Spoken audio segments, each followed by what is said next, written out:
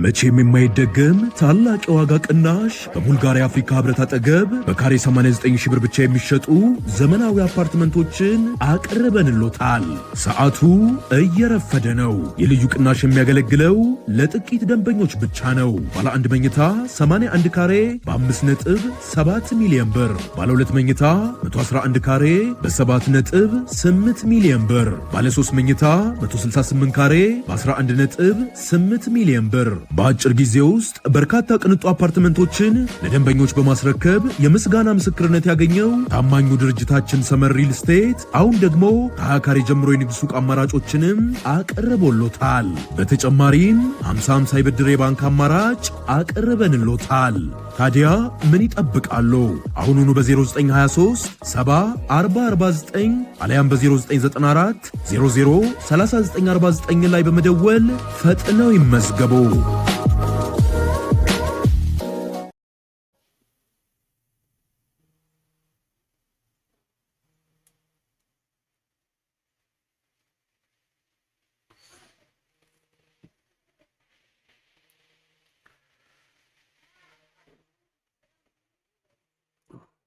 መቼም የማይደገም ታላቅ የዋጋ ቅናሽ በቡልጋሪያ አፍሪካ ህብረት አጠገብ በካሬ 89 ሺህ ብር ብቻ የሚሸጡ ዘመናዊ አፓርትመንቶችን አቅርበንሎታል። ሰዓቱ እየረፈደ ነው። የልዩ ቅናሽ የሚያገለግለው ለጥቂት ደንበኞች ብቻ ነው። ባለ አንድ መኝታ 81 ካሬ በ5.7 ሚሊዮን ብር፣ ባለ ሁለት መኝታ 111 ካሬ በ7.8 ሚሊዮን ብር፣ ባለ 3 መኝታ 168 ካሬ በ11.8 ሚሊዮን ብር። በአጭር ጊዜ ውስጥ በርካታ ቅንጡ አፓርትመንቶችን ለደንበኞች በማስረከብ የምስጋና ምስክርነት ያገኘው ታማኙ ድርጅታችን ሰመር ሪል ስቴት አሁን ደግሞ ከ20 ካሬ ጀምሮ የንግድ ሱቅ አማራጮችንም አቅርቦሎታል። በተጨማሪም 50/50 የብድር የባንክ አማራጭ አቅርበንሎታል። ታዲያ ምን ይጠብቃሉ? አሁኑኑ በ0923 70 40 49 አለያም በ0994 00 3949 ላይ በመደወል ፈጥነው ይመዝገቡ።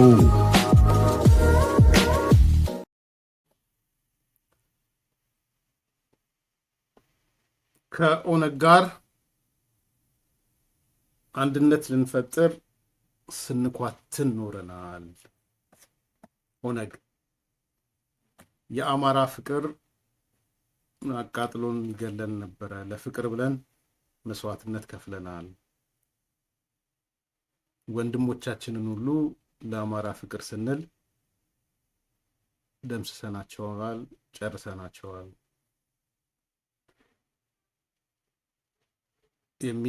የሚገርም ሐሳቦች አሉ፣ አነሳላችኋለሁ። መረዋ እንደ ሸረሪና የሚልም ርዕስ ይኖረኛል። መረዋ እንደ ሸረሪና። ሁለቱን ሐሳቦች አዳዲስ የተጨመሩ ነገሮች ካለ ጨምረን እንነጋገራለን። እናንተም አስተያየታችሁን እየሰጣችሁ ሂዱ። የህወሓት የጡት አባት ወይም ጋድፋዘር የሚባሉት ሰው በትላንትናው ዕለት ዘለግ ያለ ቃለ ምልልስ ሰጥተዋልና አሁን በኋላ ሪፖርተር ምናምንም ትኩረት አድርጎ ሌሎችም ትኩረት አድርገው ሲሰሩበት ስላየው አውሽ ልስጥበት ብዬ ነው።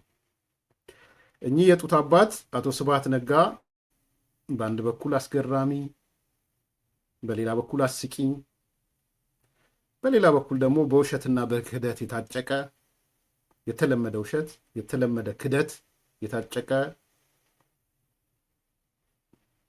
ሰው 90 ምናምን ዓመት ሆኖት ጸጸት የማይሰማው ሰው አትሊስት ወደ መቃብር እየሄደ እንኳን ጸጸት አይሰማውም። አም ሶሪ ያው ፋክት ስለሆነ ነው፣ ፋክት ስላልሆነ አይደል። የተለያየ እድሜ ያለው ግን ጉድጓዱ የተማሰና ምናምን የሚባል ነገር አለ። የመጨረሻው ጉድጓድ ፌዝ ላይ ማለት ነው።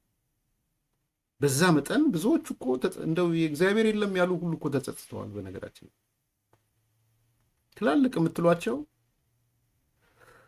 ብዙ ጊዜ እንትና ይጠቅሰዋል። ጌታቸው ረዳ እግዚአብሔርን ሰይጣንን አውግዝ ሲሉት በአንድ ጊዜ ሁለት ጠላት አልፈራም እንዳለው ፈላስፋ ብዙዎቹ ተጸጽተዋል መጨረሻ ሰዓት ላይ። እና አቶ ስብሃት ጸጸት የሌለው ነገር ነው። ትልቁ ነጥብ ግን ዋና ሐሳቦቹን እናነሳለን። እኛ ስለሱ ጸጸት መግባት አለመግባት ምናምን አይደለም። ምንድን ነው የተፈለገው? ለምንድነው ዛሬ ስብሃትን ጎትቶ ማምጣት የተፈለገው? ካልጋ ላይ በተኛበት እንዲናገር የተፈለገው ምንድን ነው የሚለው ነው ቁም ነገሩ ነው ዋናው ሐሳብ።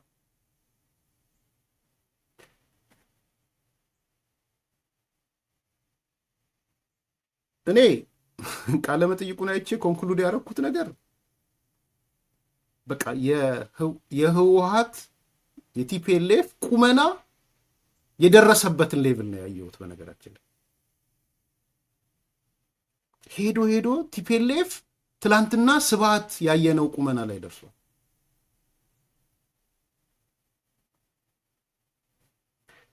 የፖለቲካ ቁመናው የስብሃት ቁመና ነው።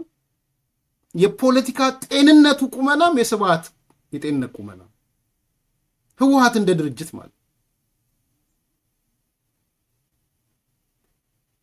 የፕሮፓጋንዳ ቁመናው ስብሃትን ያቀረቡት ሚዲያዎች የፕሮፓጋንዳ ቁመና ነው። በነገራችን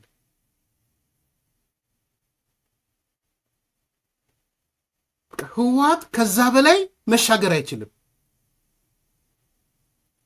ወርዶ የፖለቲካ ጨዋዎች ናቸው።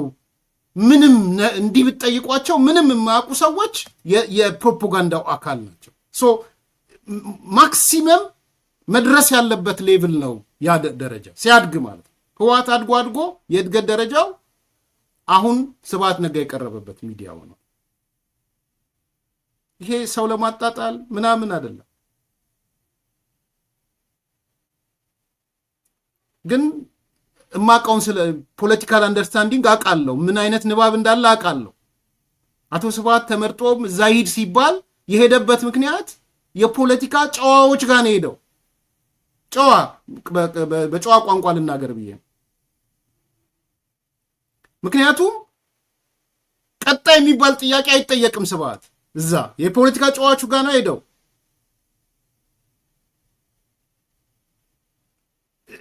ዝም ብሎ አዳማጭ ነው የተጠየቀውን ተጠይቆ አዳማጭ ጋር ነው ሄደው። ይሄ ነው በቃ ቲፒኤልኤፍ የደረሰበት የፕሮፓጋንዳ ሌቭል ይሄ ሌቭል ነው። ስብሃት የሄደበት ሚዲያ አድጎ የእድገቱ መጨረሻ ማለት ነው። ለእኔ ትልቁ አንደርስታንዲንግ እሱ ነው። የሞት የሆነብኝም እሱ ነው። ያም ሆነ እሱ አይደለም። ከዛ ቀጥሎ ያሉት ነገሮች ናቸው። ለምንድነው ስብሃት የመጣው? ለምን መጣ? ዋይ? አሁን እኛ ፖለቲካሊ ነው የምንጠይቀው። የሄደበት ሚዲያ ወይም ፕሮፓጋንዳ ክፍል ጨዋ ስለሆነ ብቻ አይደለም። ጨዋዎቹ ጋር ሲሄድ ለምንድን ነው እንዲሄድ የተፈለገው? ስብሃት ምን ተልኮ ለማሳካት ነው የሄደው?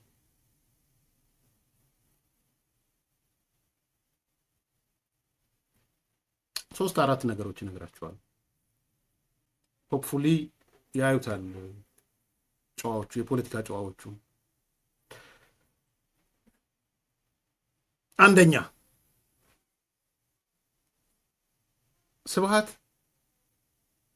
እንዲህ አይነት ፕሮጀክት ውስጥ እንዲገባ በ90 ምናምን ዓመቱ አልጋ ላይ ቁጭ ብሎ እንዲህ አይነት ንግግር እንዲያደርግ የተፈለገበት የመጀመሪያው ምክንያት በኤርትራ መንግስት ኢሳያስ ላይ ለዘብተኛ መሆኑን ለማሳየት ነው። የመጀመሪያው ምክንያት እሱ ነው። ጻፉት አዲስ ኮምፓሶች።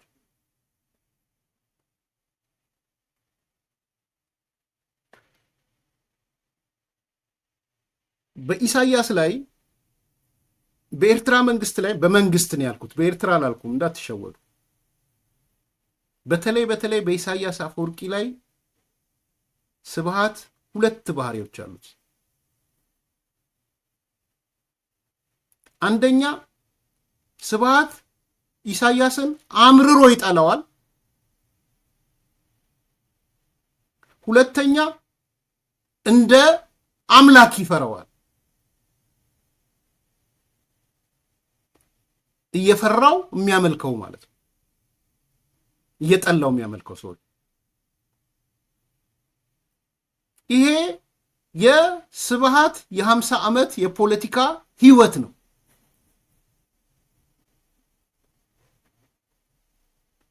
ይሄ ደግሞ ፎርሹር የሄደበት ሚዲያ ጨዋ ስለሆነ ይሄን ላያቅ ይችላል። የሚያውቁ አይመስለኝም ነጭራ ቅረሽ። ስለዚህ ነው የሄደው እዛ። ፖለቲካ ውስጥ ግን ትንሽ ጊዜም የቆየ ሰው ይሄን ያውቃል። በአንድ በኩል ጋድፋዘር ነው እንዳያችሁት፣ የጡት አባት ነው። የነ ፈትለወርቅ አጎት ነው። የነ ዳዊት ገብረ እግዚአብሔር አጎት ነው። ወዘተ ወዘተ እያላችሁ የእሱ ፋሚሊዎች ናቸው እንደዛ ያሉት። የነ ወደ ምናምን እህቶቹ የአክስቶቹ ልጆች ምናምን ነው። የስብሃት ስርወ መንግስት ነው ያለው እዛ፣ ይታወቃል እሱ ሰው። ምንም ልትነጥለው አትችልም ስብሃትን ከስርወ መንግስት ከጋድፋዘርነቱ።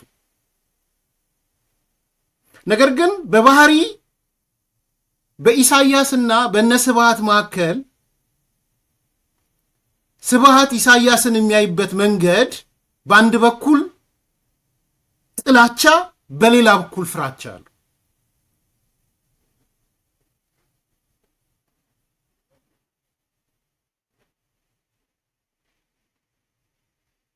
ይሄ የፖለቲካው እውነት ነው። እንደ ፈጣሪ ነው የሚፈራው ኢሳያስን፣ እንደ ሴጣን ደግሞ ይጠለዋል።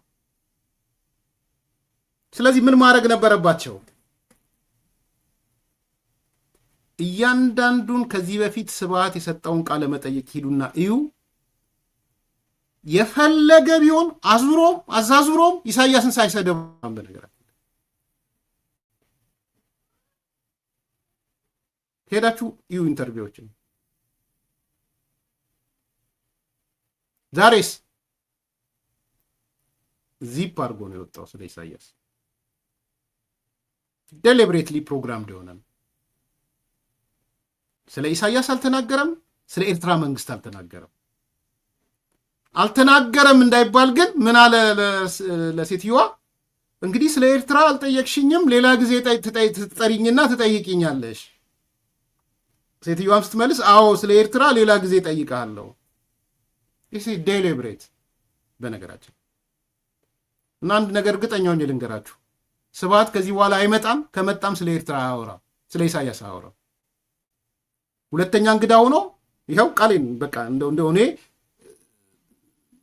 ጎበዞች እላችኋለሁ መጥቼ ስብሃት ተመልሶ መጥቶ ስለ ኢሳያስ ካወራ በዚህ ሚዲያ ላይ በቃ እኔ ፖለቲካ ላይ አላወቅኩትም ማለት ነው። ጎበዞች እላችሁ መጥቼ እዚህ ጎበዞች እላለሁ። ስለሚሰማ ነው የምናገረው። አልተፈለገም። ለዘብተኛ መሆኑን ለማሳየት ብቻ ነው የተፈለገው ስብሃት።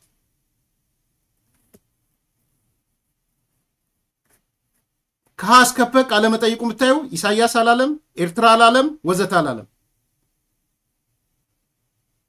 ትልቁ ማጠንጠኛ ግን ያለው አሁን የኤርትራ ጉዳይ ነው፣ የኢሳያስ ጉዳይ ነው፣ የጽምዶ ጉዳይ ነው።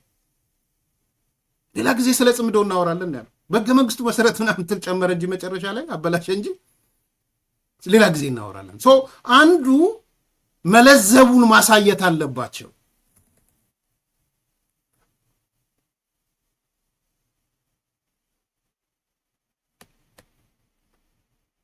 ሁለተኛው ምክንያት ስብሃት የመጣው ቶሎ ለማለት ስብሃት የመጣው የአማራ ኃይሎችንና ጽንፈኞቹን የኦሮሞ ጽንፈኞችን ማሳጅ ለማድረግ ነው የመጣው።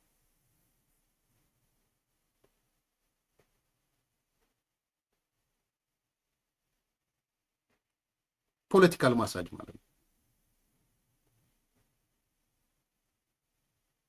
የታሪክ ክለሳ አድርጎ የታሪክ ክለሳ ማሳጂንግ ነው ያደረገው። እኔ ሌሎች እንጭፍጫፊ ጉዳዮች ላይ ላለመተኮር ብዬ ነው። በጣም የዋሻቸው የቀጠፋቸው ነገሮች አሉ። እነሱን ብዙ ትርጉም ስላልሰጠሁት ነው። በነገራችን ለምሳሌ ልንገራ፣ በጣም የቀጠፋቸው እንደው አልቀጠፈም እንዳትሉ ምናልባት ለጨዋዋ ሴትዮም እንዲረዳት ለምሳሌ ቃል በቃል እንገራችሁ፣ ኮት ያረኩትን ልውሰድ። በህገ መንግስቱ መሰረት የኢህአዴግ ሊቀመንበር የኢትዮጵያ ጠቅላይ ሚኒስትር ይሆናል ይላል ብሎ ተናግሯል። ካልተናገረም ካል ሂዱና ስሙት። በኢትዮጵያ ታሪክ ውስጥ በህገ መንግስቱ መሰረት የኢህአዴግ ሊቀመንበር የኢትዮጵያ ጠቅላይ ሚኒስትር ይሆናል የሚል የለም። ግን የሄደው ማጋ ነው ብያችኋለሁ። ፖለቲካ ጨዋ የሆነ ሰው ጋር ስለሄደ ያቺ ሰው ህገ መንግስቱ ምን እንደሚል ምናምን አታውቅም። ጨዋ ናት። የምሬን ነው የምላችሁ። እኔ እያጣጣልኩ አይደለም።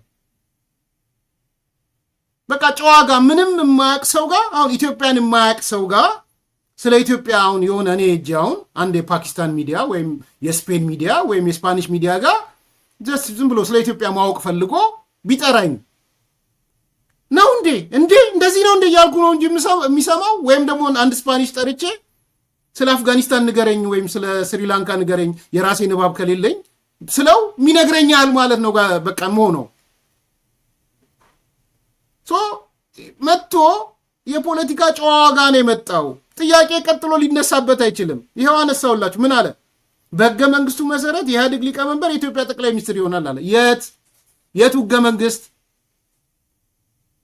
የት ህገ መንግስት ላይ ነው የኢህአዴግ ሊቀመንበር የኢትዮጵያ ጠቅላይ ሚኒስትር ይሆናል የሚል ያለው? ግን ተቀብሎ ተተዳ ያው እኔ ብሆን ፖለቲካውን አውቃለሁ ብዬ ስለማስብ የትኛው ህገ መንግስት የትኛው አንቀጽ ብዬ ጠይቀው ነበረ። ውሸት።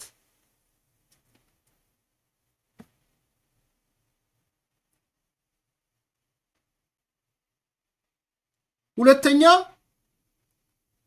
አርማጌዶን የሚባል ቃል አላቅም ብሎ 3-4 ሲናገር ሰማሁት። በጣም ማለት ወይ አልዚመር ከሆነ ይቅርታ አደርግለታለሁ የናቹራል ህመም ስለሆነ ነው ብዬ ግን አላምንም። ሰውየው ወደኋላ የማሰብ ችሎታው አለው። አዲስ ኮምፓሶች እኔ ስንት ጊዜ ነው ስለ አርማጌዶን የነገርኳቸው? ስንት ጊዜ ነው አቶ መለስ የአርማጌዶን አደጋ ብሎ አቶ በረከት የአርማጌዶን ግብግብ ብሎ ጽፎ በፓርቲ ውይይት እንደተደረገ ስንት ጊዜ ነው የነገርናቸው? ስንት ጊዜ ነው ያወራ ነው? አዲስ ልሳን የምትባል የፓርቲ የምሁራን መወያያ ያለች የአርማጌዶናዊ አደጋ የሚል ሂዱና የሁለት ምርጫዎች ወግ የሚል የበረከት መጽሐፍን አንብቡት። ቻፕተር ነው አርማጌዶን የሚለው። ምርጫ 97 የአርማጌዶን አደጋ ነበር የመጣብን ነው የሚለው። ህወሓት ለሁለት ሲሰነጠቅ የወጣ መጽሐፎች በሙሉ የአርማጌዶን አደጋ ነበር የሚለው። ዛሬስ ቢኮስ አጠገቡ የፖለቲካ ጨዋ ስላስቀመጠ አርማጌዶን የሚባል ሰምቼ አላቅም ምናምን ያ ዘመን የአርማጌዶን አደጋ የለበትም። ገብቷችኋል አይደል? በዘመነ ኢህአዴግ አርማጌዶን አደጋ የለም። አሁን ግን የአርማጌዶን አደጋ አለ የሚለውን ለመናገር ስለፈለገ ነው። በደንብ ይግባችሁ። ግን ያኔ ፓርቲውም የአርማጌዶን አደጋ መጣ። አንዳንድ ሃይማኖቶችን እኮ ያሰረው በዛ ነው። የአርማጌዶን አደጋ ሊቀሰቅሱብኝ ብሎ አይደል እንደ ጃሃዳ ያረካት ምናምን ብሎ የሰራው። የጃሃዳ ያረካት ላይ አርማጌዶን የሚል የለም። ስለዚህ ጨዋ ጋር ሄደና የፖለቲካ ጨዋ ጋር ሄደና አርማጌዶ ምናምን ለመጀመሪያ ጊዜ ነው ስሰማ እንዲህ አይነት አደጋ እየመጣ ነው አሉ ይላል። ጋይስባት ከአንዴም ሁለቴ ነው ሰነድ የተዘጋጀው በኢህአዴግ ውስጥ የአርማጌዶን ስጋትና አደጋ። አላምንም አላገኝም ያለ ደግሞ የሁለት ምርጫዎች ወቅት መጽሐፍን ይውሰድና የአቶ በረከትን የአርማጌዶን አደጋ የሚል ያያል። አጠገቤ ቢኖር አሳየ ነበር። የሁለት ምርጫዎች ወቅት እጄ ላይ የለም። አዝናለሁ። አመጣልህ ነበር።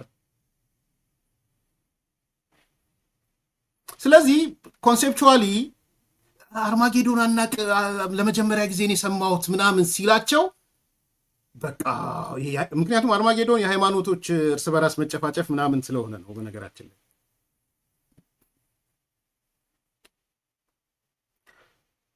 ሶስተኛ ህወሓት እንደ ኦነግ አብሮ ለመስራት ጥረት ያላረገው ድርጅት የለም ይላል። ቁጥር 1 ህወሓት የሚታወቅበት ከኦነግ ጋር አብሮ ለመስራት ያረገው ጥረት ነው ይላል። እኔ ስለ እንደው በእውነት የፖለቲካ ጨዋጋ መሄድ ጠቅሙ ለካ አለው እስክል ድረስ ማለት ነው። ኦነግን በማሳደድ ቁጥር አንድ ህወሓት አይደለም እንዴ? ቁጥር አንድ አያችሁ። የሚጠይቅ ሰው ቢኖር ኖሮ ቀላል እኮ ነው። ጋሽ ስብሐት 20 ሺህ የኦነግ ወታደሮች ካምፓስ ገብታችሁ ለምን ጨፈጨፋችኋቸው? ላይታወቅ ይችላል። ሴትዮዋ ላታቅ ትችላለች። ይሄን አታቅምም ብዬ አምናለሁ። ባይዘው ብታቅ ትናገራለች ብዬ እያልኩ አይደለም። አታቅም ግን በእርግጠኝነት ለዚህ ነው የምናገረው። አንዳንዴ ማፈርም ስለሚገባ ማለት ነው። ጋሽ ስብሐት 20 ሺህ የኦሮሞ ልጆች ኦነግ ብለው ራሳቸውን ያደራጁ ተነጋግራችሁ ህወሓትም ሰራዊቱን ካምፕ ያስገባ ኦነግም ካምፕ ያስገባ ተባብላችሁ ህወሓት ካምፕ ሳያስገባ 20 ሺውን ወታደር ሄዶ የጨፈጨፈው ከኦነግ ጋር ካላችሁ ቅርበት መነሻ ነው። አይመጣም ከዚህ በኋላ። ከመጣ ግን ይህን ጥያቄ ሴትዮዋ ጠይቂው። ይኸው አንድ እውቀት ሰጠውሽ፣ ከጨዋነት የሚያላቅቅ አንድ እውቀት ሰጠውሽ። 20 ሺህ። ሁለተኛ የቀበሌ ምርጫ ባይዘዌ ኦነግ የወጣው የቀበሌ ሎካል ምርጫዎች ሊካሄዱ ሲሉ ወረረው እንዳለ ኦነግን ማህበረሰቡ መረጠ። በወቅቱ ህወሓት ደነገጠ። ምርጫውን እኮ አደናቅፎ ነው ያስወጣው። ይሄ ነው ከኦነግ ጋር ለመስራት ስንታትር ነበረ የሚለው ስንፈልግ ነበረ የሚለው።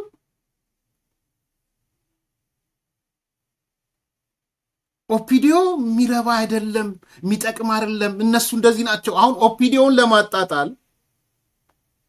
ለማጣጣል ከኦነግ ጋር ኦነግን ስንለምነው ነበር የኖር ነው። በእርግጥስ ኦነግ ጠንካራ ኦነግ ትፈልጉ ነበር? እንጠይቁት። ጠንካራ ኦነግ ትፈልጉ ነበር? ዛሬ ለምን ጠንካራ ኦነግ ፈለጋችሁ?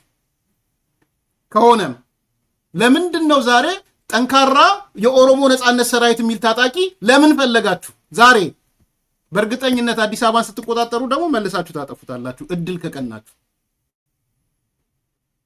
ዛሬ ኢትዮጵያን ይበትንልኛል ብላችሁ ነው ጃልማሮን ለመውደድ ሄዳችሁ።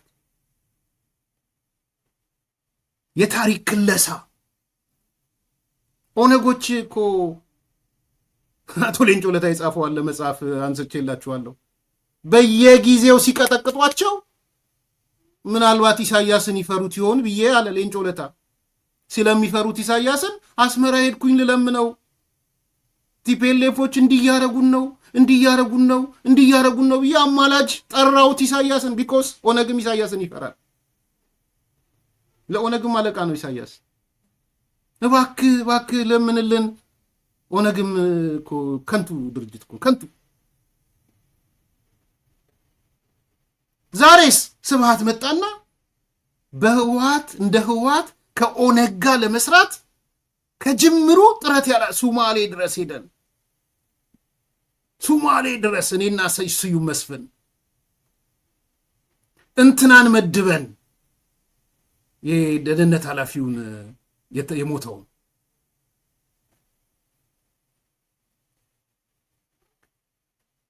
ይሄ ነው እውነቱ። ስለዚህ ሴትዮዋ እውቀት ነው እየሰጠውሽ ያለሁት። ድጋሚ እመጣለሁ ብሏል አይደል? በእርግጠኝነት አይመጣም። በእርግጠኝነት ነው የምነግራችሁ። እኔ አፍራለሁ። ልፈር ሲመጣ ካየሁት ይዤለት መጥቼ አመስግኘው ባይዘው ቅድም ካልኳችሁ ስለ ኢሳያስ ካወራ ከጠይቆ አመስግኘው ብራቮ ተለውጠሃል ስብሐት ብዬ ሰዎች በ90 ዓመታቸው ከተለወጡ ትልቅ ነገር ነው ብዬ ጸጸት ነው ብዬ ስለ ኢሳያስ ከተናገረ አሁንም ደግሞ 20 ሺህ ጦር ካምፓስ ገብታችሁ ነው የጨፈጨፋችሁት። ኦነግ የሚባል ድርጅት እንዲወጣ ነው። እኔ ኦነግ ደጋፊ አይደለሁም ባይዘው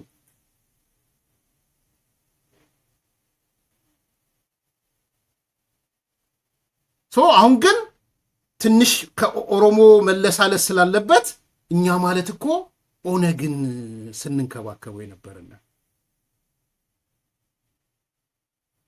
ሶስተኛ የአማራ ኃይሎች ይሄ መቼም በጣም ገራሚ ነው። እኔ ድምፅ አላመጣውም ከይቅርታ ጋር ብዙም ይጠቅማል ብዬ ስላላሰብኩ።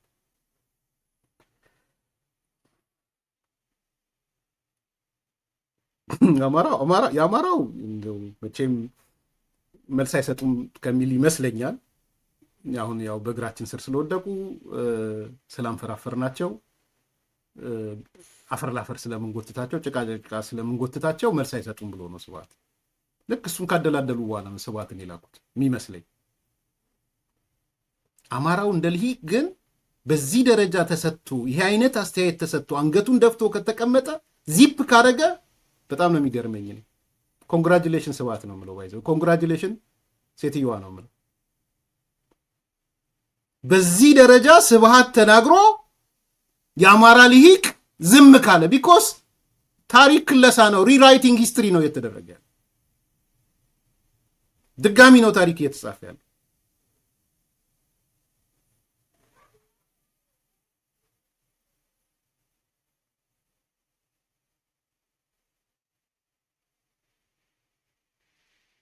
ልክሰን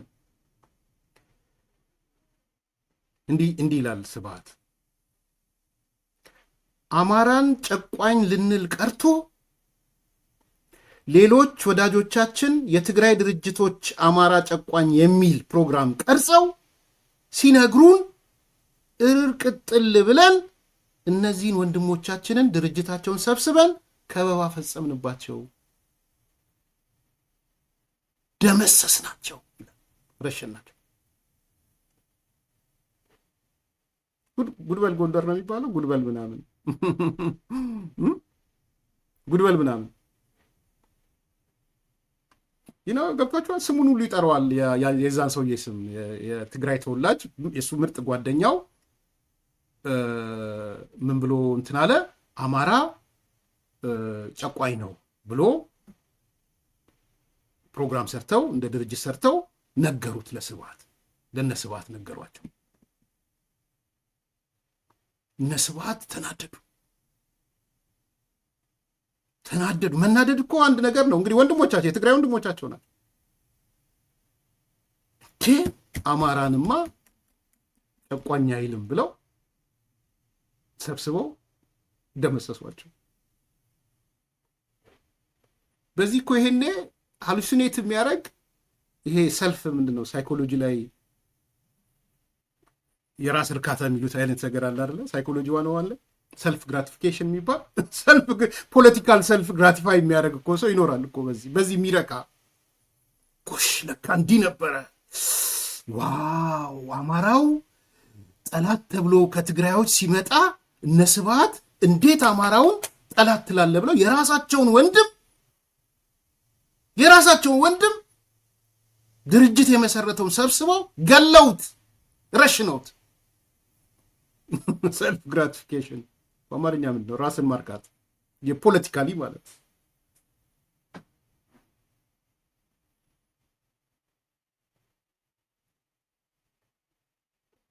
ማለት ይመጥናችኋል። ይሄ የአማራ ሊቃን ይሄ ይመጥናችኋል። ፋኖ ውስጥ ያለ የፋኖ ጽንፈኞች እዚህ የአማራ ጽንፈኛ ውጭ ሀገር ያላችሁ የሚመጥናችሁ ኮንሴፕት ነው ይሄ? መጠናችሁ? ደስ አላችሁ? ዋው ለካ ህወሓት አማራ ጨቋኝ ነው ሲባል እነ ስብሐት ወንድሞቻቸውን ሰብስበው ረሸኑ። ደስ አላችሁ?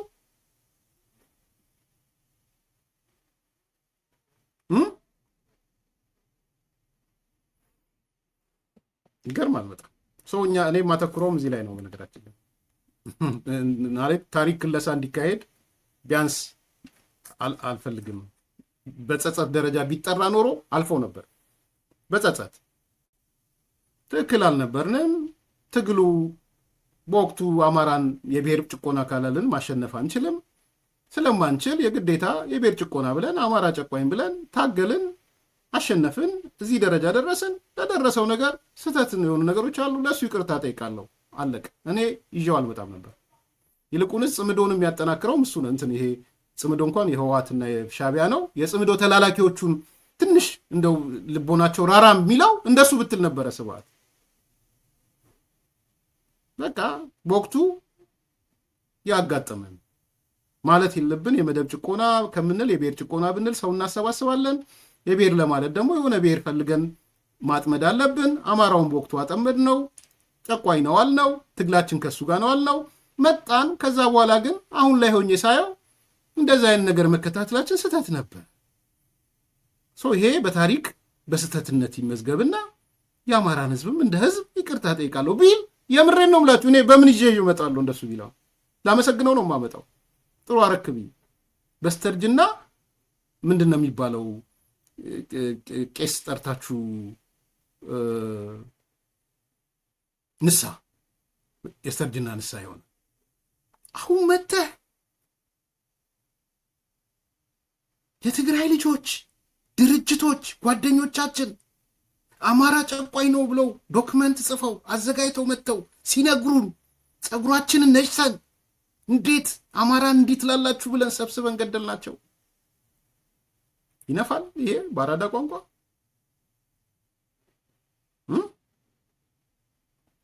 ወደ ፋክቶቹ ግን እንሂድ። ምናልባት ያ ስድብ ይኖራል። ምንም ወጣት ሰድባለች ምናምን ይልሰዋል። ምን ችግር አለው? ሀሳብ ላይ ነው እያነሳው ያለሁት። መሰደብ ምን ንጉሳችን ሆኗል እኮ መሰደብ ሀሳብ ነው። አሁን እውቀት ነው እየሰጠው ያለሁት። የኦነግን እንደዛ ሲሉ አይ ከዚህ በኋላ አቶ ስብሐት ከመጡ ጠይቂው፣ ምን ብለሽ ጠይቂው፣ 20 ሺህ የኦነግ ወታደሮች ሰብስባችሁ አልገደላችሁም ወይ? ካምፕ አስገብታችሁ ኦነግ በአስቸኳይ አገር ለቀውጣ አላላችሁትም ወይ? ኦነግን በሽብርተኝነት አልፈረጃችሁም ወይ? በሽብርተኝነት ፈረጃችሁ። ቋንቋው በሙሉ እስር ቤት ኦሮምኛ ያወራል አልተባለም ነበረ ወይ? ስብሐት ስዬ አብርሃ ሲወጣ ደነገጥኩኝ፣ እስር ቤቶች ቋንቋ የሚያወሩት ኦሮምኛ ነው፣ የታሰሩት ደግሞ በኦነግ ተጠርጥረው ነው፣ የኦነግ እስረኞች አልተባለም ወይ? እችን ፒክ ፒክ ፒክ አድርገሽ ጠይቅ። እውቀት የለም ብዬ ስለማስብ ነው። ባይዘው ስለ እውቀት ኖሮ ዴሊብሬት የታለፈ ስላልመሰለኝ ስብሐት ሄደውም ይህን ስለሚያውቅ ነው እያልኳቸው ያሉት። እውቀት ባዶ የሆነበት ቦታ ነው የሄደው። ቻሌንጅ የሚያደርገው ቦታ አይደለም ሄደው። ሊሄድ የማይችልም ቻሌንጅ ያደረገው ቦታ የህዋት የደረሰበት ሌቭል፣ ያ ሌቭል የፕሮፓጋንዳ ሌቭሉ የሴትዮዋ ሌቭል ስለሆነ ማለት ይሄ ስድብ አይደለም። ስድብ ከመሰለው ችግር የለውም መሳደብ። ከዛስ አማራው ጋር ሲመጣ ደግሞ አሁን አማራውን ማለዘብ ስለሚያስፈልግ ታሪክ መከለስ ስለሚያስፈልግ ጽምዶ የሚባለው ነገር እንዲስተካከል፣ ጽምዶ ሳይሆን የጽምዶ ተላላኪ አልጋ ነጣፊ እንዲሆን ፋኖ ምን ማድረግ አለበት? እኛ እኮ ድሮም ቢሆን በአማራ ፍቅር የተቃጠልንን ወንድሞቻችን ሁሉ ምንገል ሰዎች ነበርን እኮ እርምጃ የምንወስድ ሰዎች ነበርን ማለት አለበት። አሁን ወደ ፋክቱ እንምጣ። ሌላ ሁለተኛ እውቀት ነው ይሰል። ለአንዳንዶቻችሁ ድግግሞሽ ሊሆን ይችላል፣ ግን የግድ ማድረግ ስላለብኝ እውቀት ተኮር ነገር ላንሳ። ፀሐይ የሞቀው ቢሆንም አገር ያወቀው ቢሆንም በትዕግስት አዳምጡኝ።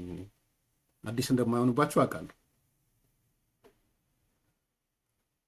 የ1968 የህወሓት ማኒፌስቶ ጻፉልኝ አዲስ ኮምፓሶች። የ1968 በኢትዮጵያ አቆጣጠር የህወሓት ማኒፌስቶ። በነገራችን ላይ ብዙዎቻችሁ ጎግል ብታደርጉ አሁን የ1968 የህወሓት ማኒፌስቶ ቢል ያወጣላችኋል። በስክሪፕቶ ጽሑፍ የተጻፈ ማኒፌስቶ። ስለዚህ ሴትዮዋ ሌላ ብዙ ሩቅ እንዳትሄጂ ጎግል ላይ ግቢና 1968 የህወሓት ማኒፌስቶ ብለሽ ስትጽፊ ያወጣልሻል። ሙሉን ገጽ ያወጣልሻል። የተደበቀ ዶክመንት አይደለም። ጊዜ ካገኛችሁ ደግሞ የተለያዩ መጽሐፎች ለምሳሌ የአቶ ገብሩ አስራት መጽሐፍን አስመጡትና አንብቡት። ስለዚህ የመጀመሪያው የ1968 የህወሓት ማኒፌስቶ ማን ጻፈው ነው የሚባለው? አንድ ጸሐፊ ማን ነው የሚባል ካነበባችሁት፣ ተመራማሪ ረጅም ጽሑፍ የጻፈ ሰው አለ። ጳውሎስ ሚልካስ የሚባል ብዙ የቲፒኤልኤፍ ጽሁፎችን የጻፈ ይህም ማኒፌስቶ የጻፉት ስብሃትና መለስ ናቸው ነው የሚለው።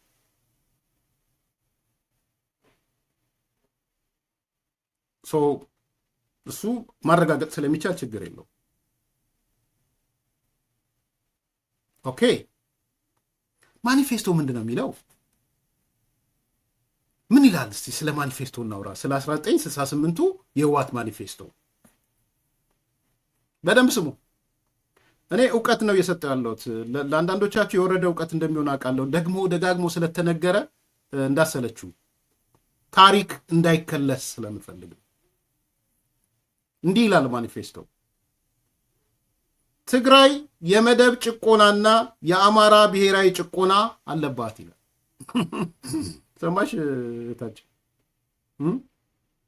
ያው በይፋን የተናገርኩ ያለሁት ትግራይ የመደብ ጭቆናና የአማራ ብሔራዊ ጭቆና አለባት።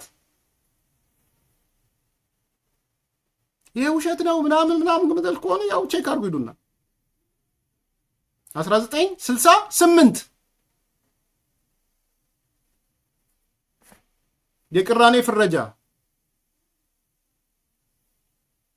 የብሔር ቅራኔ ዋነኛው ቅራኔያችን ነው። የብሔር ቅራኔ እየተባባሰ የመጣው በዋናነት ጨቋኝና ተጨቋኝ ብሔሮች በመኖራቸው ነው። ጨቋኝ ብሔር አለ፣ ተጨቋኝ ብሔር አለ። በዚህ ምክንያት ኢትዮጵያ ውስጥ የብሔር ጭቆና ገዢ ሆነ። ኦፍኮርስ ትግራይ ላይ ስንመጣ ግን የመደብ ጭቆናም አለ፣ የብሔር የአማራ ጭቆናም አለ። ይኸው እውቀት ነው። ይሄም ብላችሁ ነበረ ወይ የሚል መጠየቅ ነው ከዚህ በኋላ። የትግራይ ጭቆናና የሸዋዊው ዘይቤ ጭቆና። ሸዋዊ ማለት ይገባችኋል ብዬ እንዲህ ይላል ማኒፌስቶ ላይ። የትግራይ ህዝብ በድንቁርና በረሃብ በአዘቅት ውስጥ እንዲሰምጥ በማድረግ በፍጥነት ራሱን እንዲተው እንዲክድና በልዩ ሁኔታ በማስገደድ አማራ ለማድረግ ተሞክሯል። አማራናይዜሽን ኦፍ ትግራይ ተፈጽሞብናል ነው እያለ ያለው ማኒፌስቶ። ድገመው። አማራናይዜሽን ኦፍ ትግራይ ሳንወድ በግድ በድንቁርና በረሃ በአዘቅት ውስጥ በመክተት ራሳችንን እንድንክድ ተደርጉ በልዩ ሁኔታ በማስገደድ አማራ ለማድረግ ተሞክሯል። አማራናይዜሽን ኦፍ ትግራይ ተፈጽሞብናል ይላል ማኒፌስቶ። ሶስተኛ የጨቋኝ አማራ ትርክት። የአማራ ብሔር በትግራይ ህዝብ ላይ የምታደርገውን ጭቆና ስንመለከት የአማራ ብሔር በኢትዮጵያ ያሉት ጭቁን ብሔሮች በተለይ ብሔረ ትግራይ በጨቋኝ የአማራ ብሔር የሚደርስባት ተጽዕኖ ከጊዜ ወደ ጊዜ እየተባባሰ መሄዱን እንመለከታለን። ማኒፌስቶ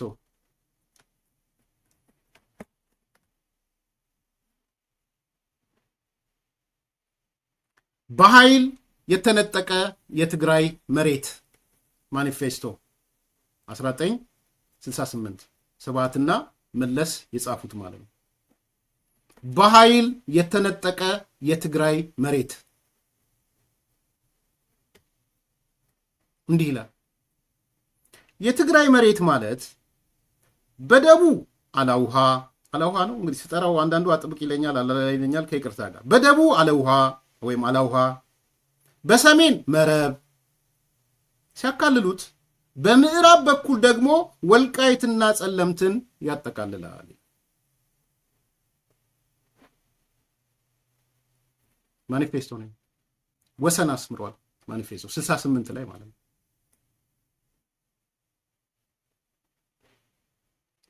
ደግመዋል። በኃይል የተነጠቀ የትግራይ መሬት ይልና አማራው ነጠቀ ነው የሚለው። የትግራይ መሬት ማለት በደቡ አለውሃ፣ በሰሜን መረብ፣ በምዕራብ በኩል ደግሞ ወልቃይትና ጸለምትን ያጠቃልላል።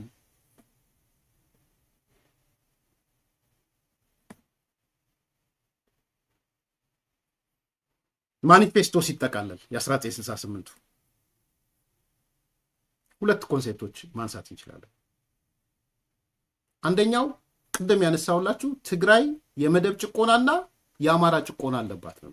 አንደኛው የመደብ የሚባለው ከፊውዳሊዝም፣ ቢሮክራሲያዊ ካፒታሊዝም፣ ከኢምፔሪያሊዝም ይላል። ያው የዘመኑ ትንታኔ ስለሆነ ማለት የሶሻሊስት ገጽታ ስላለ ይሄ መደብ ከመደብ ፊውዳሉ የፈጠረው ቢሮክራሲ ካፒታሊዝሙ የፈጠረውና ኢምፔሪያሊስቱ የፈጠረው ይላል። የመደብ ሰው ጣምራ ጭቆና ምንድነው? የሆነ ድርብ ጭቆና ነው የሚባለው። ድርብ ጭቆና አለበት ነው። የትግራይ ህዝብ ድርብ ጭቆና ውስጥ ነበረ፣ የመደብና የብሔር ጭቆና። ስለዚህ ከመደብ አንጻር ከፊውዳሉ የሚመጣ ጭቆና፣ ከኢምፔሪያሊስቱ የሚመጣ ጭቆና፣ ከቢሮክራሲ ካፒታሊዝሙ የሚመጣ ጭቆና። ይሄን ነግሯታል ለሴትዮዋ። ባይገባታ አይመስለኝም። ይሄን ገጽታ ነግሯታል። የተዋት ምንድነው? የአማራ የሚለውን ግን ቀነሳል። ስብሐት አደገኛ ነው። ቀነስ አደረጋት የአማራውን።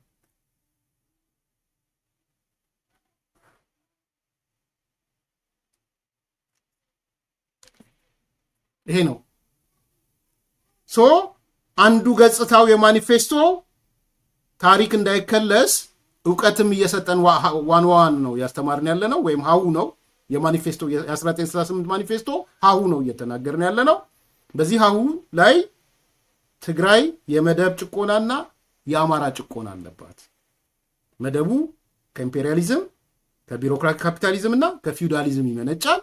ብሔሩ ደግሞ የአማራ ብሔር ጭቆና ይላል። ሁለተኛ የትግራይ አገርን መስረት ነው የሚለው። ሁለተኛ ኢትዮጵያን ማዳን እያለ ስብሐት ሲናገር ሰምታችሁታል። ኢትዮጵያ ትግራይ ብቻዋን አትድንም፣ ኢትዮጵያን ማዳን ነው ይላል። ያኔ ማኒፌስቶ አገረ ትግራይ ነው የጻፈው። ዛሬ ከአቧራ ያነሱት አገረ ትግራይ ነው። ኮት አደርጋለሁ፣ አነብላችኋለሁ ከማኒፌስቶ ላይ እንዲህ ይላል። የትግራይ ህዝብ ብሔራዊ ትግል ጸረ የአማራ ብሔራዊ ጭቆና፣ ጸረ ኢምፔሪያሊዝምና እንዲሁም ንዑስ ከበርቴያዊ ጠጋኝ ለውጥ ነው። ስለዚህ የትግሉ ዓላማ ከባላባታዊ ስርዓትና ከኢምፔሪያሊዝም ነፃ የሆነ የትግራይ ዴሞክራሲያዊ ሪፐብሊክ ማቋቋም ነው። የት ነው የምትሄደው ስብሐት? የሆነ ቦታ ሄደል በአደባባይ ስለተናገርክ የሶስት የአራት ሰው ወይም የዙም ውይይት አይደለም። ለአደባባይ የተገለጸ ውይይት የዙም ቢሆን አናመጣው። ምን ይላል ማኒፌስቶ? የትግራይ ህዝብ ብሔራዊ ትግል ጸረ አማራ ብሔራዊ ጭቆና፣ ጸረ ኢምፔሪያሊዝም እንዲሁም ጸረ ንዑስ ከበርቴ ጠጋኝ ለውጥ ነው። ስለዚህ የትግሉ ዓላማ ከባለሀባታዊ ስርዓትና ከኢምፔሪያሊዝም ነፃ የሆነች የትግራይ ዴሞክራሲያዊ ሪፐብሊክን ማቋቋም ነው። ቅኝ ገዢ ናት ኢትዮጵያ ነው የሚለው። ቅኝ ገዢ ነው አማራ ነው የሚለው ነገር። ከቅኝ ግዛት ነፃ የመውጣት ነው የሚለው የ1968ቱ ስብሐት።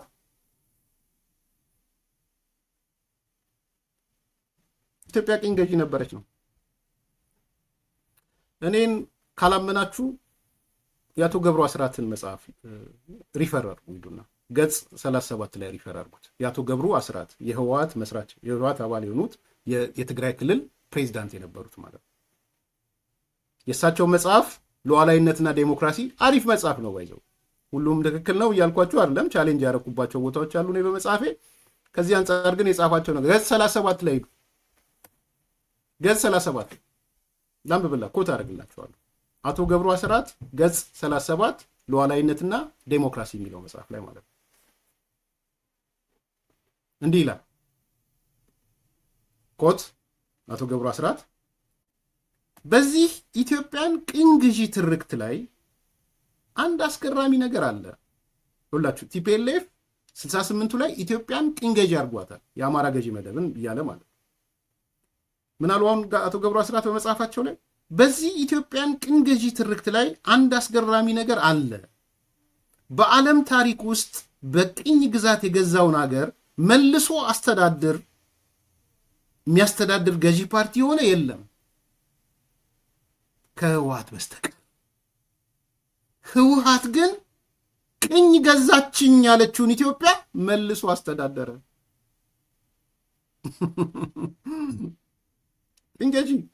ቅንገጂ ሲላት ዋለና ብዙዎቹ ቅኝ ግዛት ያሉ ሰዎች ነፃ ነው የሚወጡት እንጂ አያስተዳድሩ ማለት ቅኝ ትገዛለኝ ያለችው ነገር መጥቶ አስተዳደራል።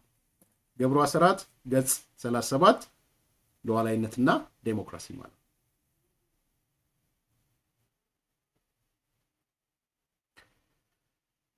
አይ ቲንክ ዋኑ ጥሩ እየሄደ ነው አይደል?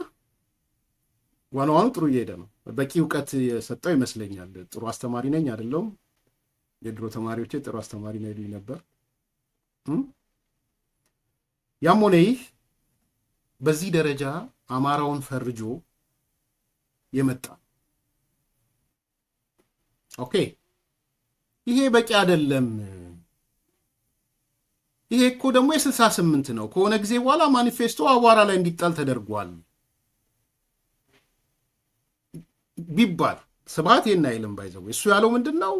የሆኑ ሰዎች መጡና የሆኑ ወንድሞቻችን ጓደኞቻችን ስማቸውን ጠርቶ ድርጅት መስርተው አማራ ጨቋኝ ብለን ፕሮግራም ሰርተናል ሲሉን ሰብስበን ገደልናቸው ነው፣ ደመሰስናቸው ነው።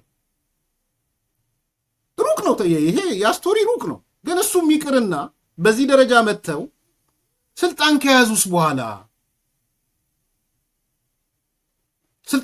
በኋላ በእውነት አማራውን ሲቆረቆሩለት ነበረ ወይ? ስልጣን ከያዙም በኋላ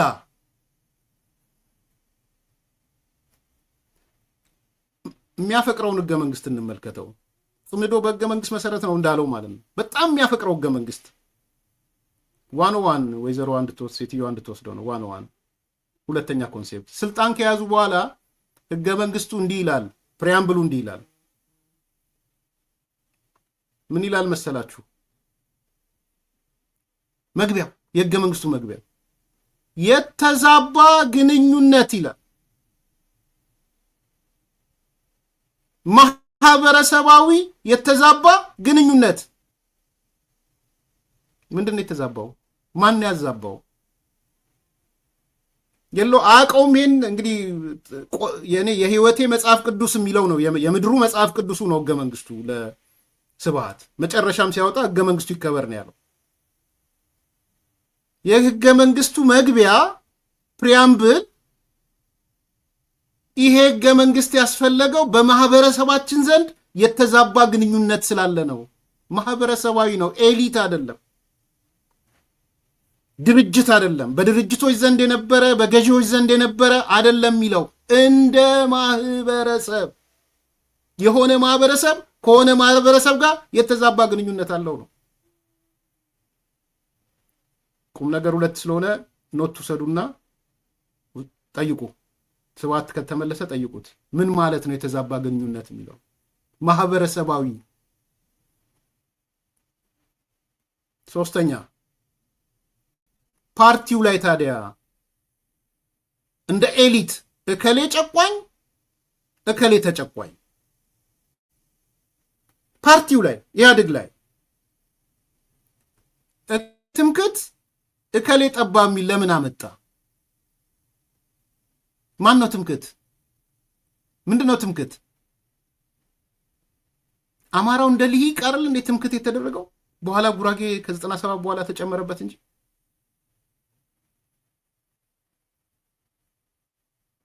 ከዛ በኋላ 97 የነበረው ስብከቶች ወዘተ ወዘተ እነሱን ሁሉ ደማምሩላቸው። የግድ እኮ ዛሬ ከአማራው ጋር ለመታረቅ ትላንትናን እኮ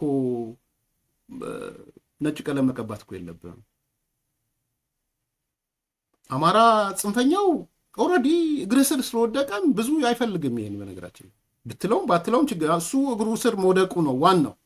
ግን እንደ ማህበረሰብ እንደ አማራ ሊቅ ምን ማለት ነው? እንደ ኦነግ የኦሮሞ ሊቅ ምን ማለት ነው? እኔ አማራውን ብቻ አይደለም ያው ኦሮሞውንም እኮ ቅድም አነሳውላችሁ። ሲቀጠቅጠው ከርሞ የኦነግን ሰራዊት የኦሮሞን ህዝብ እስር ቤቱ ኦሮምኛ ይሸታል ተባለ። ኦነግ በሙሉ ተሰብስቦ በታሰረበት እንደኛ ኦነግን ፈልጎ ጓደኛ ሊያረግ ወዳጅ ሊያረግ አብሮ ሊሰራ ያልተፈራገጠ የለም፣ ቁጥር አንድኛ ነን ከኦነግ ጋር ለመስራት ሲልህ የኦሮሞ ልሂቅና የኦሮሞ ጽንፈኛ ብሔርተኛ መሆን ካላንገበገበህ አንተም እግር ስር ወድቃል ማለት ነው። የት እንደፋደፍክ ነው ማለት።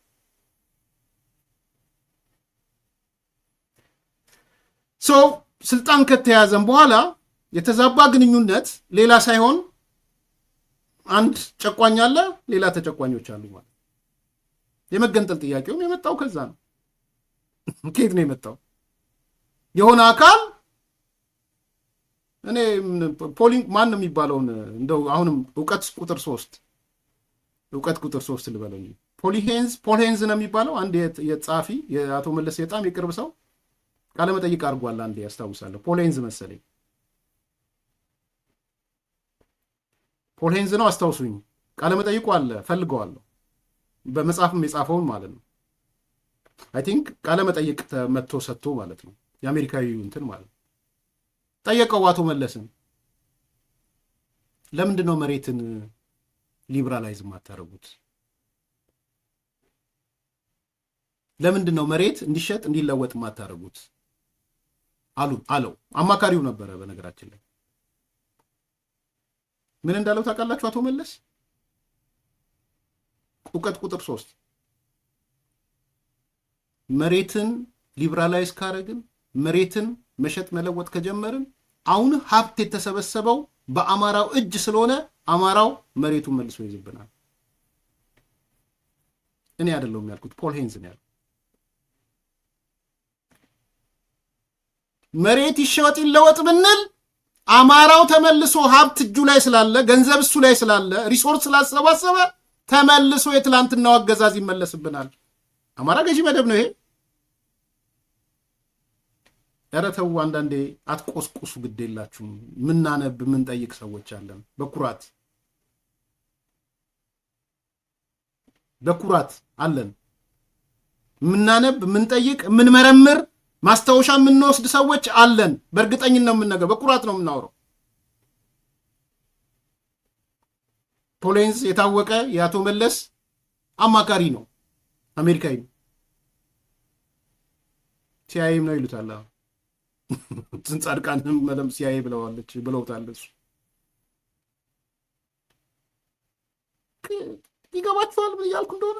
መሬት ቢሸጥ ቢለወጥ መሬቱን የሚገዛው አማራው ነው። ስለዚህ አንሸጥም አንለውጥም፣ ወደ ቀድሞ ስርዓት እንመለሳለን። እውቀት 3 እሱ ነው። ይሄ እውቀት ከሌላችሁ እንደ ዋን እውቀት ውሰዱና ማስታወሻ ወስዳችሁ ጠይቁ።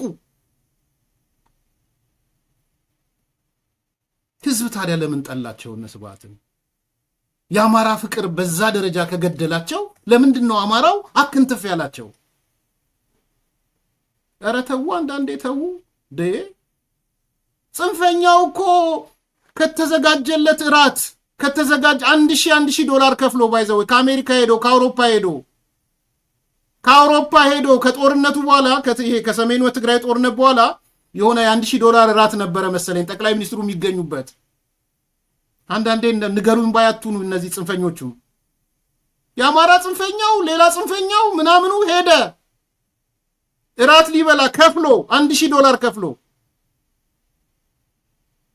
የዛ ዕለት ምክንያቱ ምንም ይሁን ምን ጠቅላይ ሚኒስትሩ አቶ ስብሃትን ፈታቸው። አቶ ስብሃት ተፈተዋል ብሎ ተናገረ። እራት የሚበሉበትን ሳህን ወርውረው ነው ወደ አሜሪካ የመጡት። ይሄ እውነት ነው። ዛሬ ስብሃት ጭቃ ላይ አድርጎ ይጎትታቸዋል እነዚህን ሰዎች። እስቲ ውሸት ነው ብሉ ነውጡ። እንዴት ስብሃት ይፈታል? አለቀልን። የራት ሳህን ነው የተወረወረው። የራት $1,000 ሳህን ራት ተወርውሮ ነው በትኬት ተመልሶ ወደ አሜሪካና ወደ አውሮፓ የተመጣው። የዛ ዘመን ሰዎች ነን። ኦኬ፣ እስቲ ውሸት ነው በሉ።